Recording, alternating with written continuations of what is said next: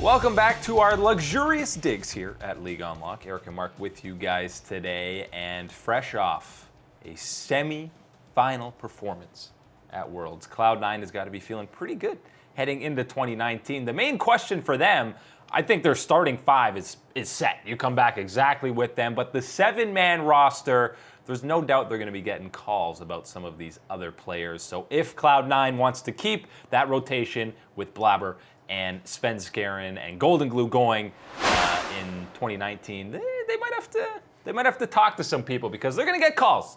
How could you not after the performance? Golden Glue, a domestic mid laner that's not going to be taking up an import slot, and he proved that he's worthy of an LCS starting spot. Yeah, and hey, it got expensive for Jack having Cloud9 reach the semifinals and having to cough up extra hotel time. And he had to cough up the extra cash to pay for the business class airfare tickets for the players to return home at the end of the tournament. But oh boy, is it going to be worth it for you, Jack? Because not only did you achieve something that not only any NA Western team has done for so long, but you also come back with a roster that is going to be looking incredibly potent here heading into the NA LCS spring split. Love this roster. Love the likes of Licorice, who's really emerged as one of the top laners in North America. Domestic guy up there. Really likes that he comes out with these aggressive, innovative type of picks, such as figuring out, okay, I like the movement speed of Hecarim into something like Aatrox. Let me just bully this around the night before a playoff series and play that.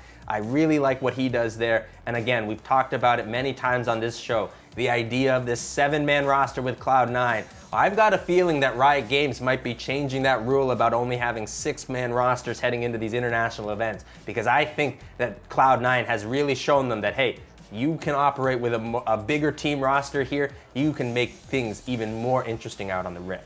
And if they do make that change, it's ridiculous to say that, Cloud9 is the reason for this rule when LPL and LCK squads have been doing it for multiple years already. So to say that would just, it's Riot favoritism to NA that they would change that rule. That's ridiculous because, again, the LCK and LPL would benefit even more than the likes of Cloud9 if they did that rule. So, yeah, I hope they do that for international competitions. But basically, that starting five is what we expected to see in 2018, save for Zeyzal over Smoothie. Obviously, no longer on Cloud9. But they started 9 different players in the summer split. And the story about Cloud9 is a well-documented one from last to 4th place, or top 4 at Worlds.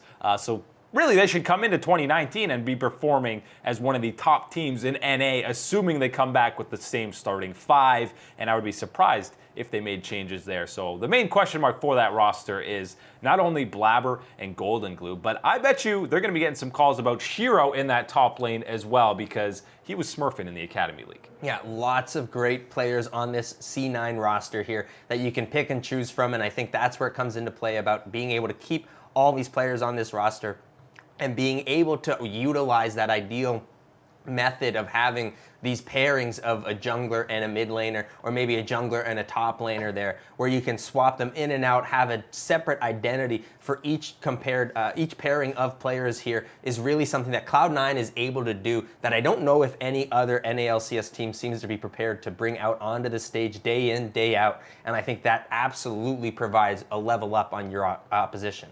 I think Golden Glue is the most likely to get a spot, but if you're talking about Blabber, he is a very interesting case where, at times he was the go-to jungler for Cloud9 and was his aggressive style. They were thriving with that Kindred Zillion comp, and then at Worlds where you basically can't make any kind of mistakes. He got a little bit too over-aggressive. Even in the play-in stage, you kind of saw some of that come true, and it didn't do well for Cloud9, and Svenskeren started the majority of the rest of the tournament, but he still at times looks like a very capable LCS jungler. And I think that was certainly a case of just getting exposed a little bit at the world stage, international players, some nerves, some things like that, going all into what was going on with Blabber at Worlds this year. But I still think that he did pick up valuable experience, learned from it, and the time that Cloud9 got to stay extra at the tournament by making it to the semifinals will only benefit him in the future, whether that's going to be with Cloud9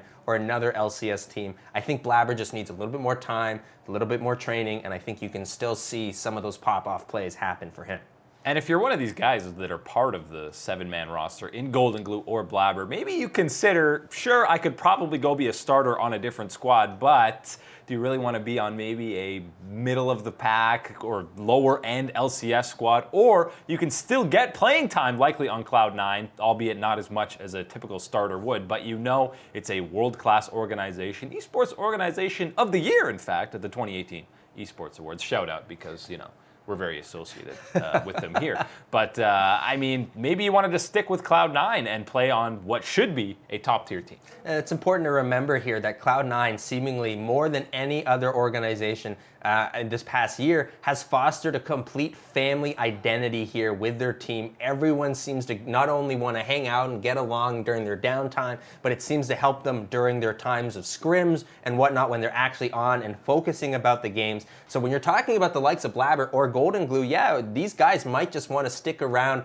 with the family, with the team, and help the Cloud9 organization here try to reach new heights again this year. And how can you leave the meme team?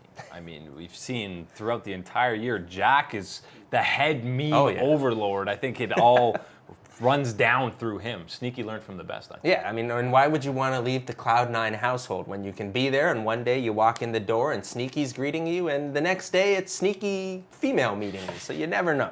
You never know which one of them is going to show up. But Cloud9, they should keep the same starting 5 heading into 2019, and they should be contending for their first LCS title since 2014. And that's all the time today for League Unlock. Eric and Mark here with you guys. Thank you so much for watching, and we'll see you next time.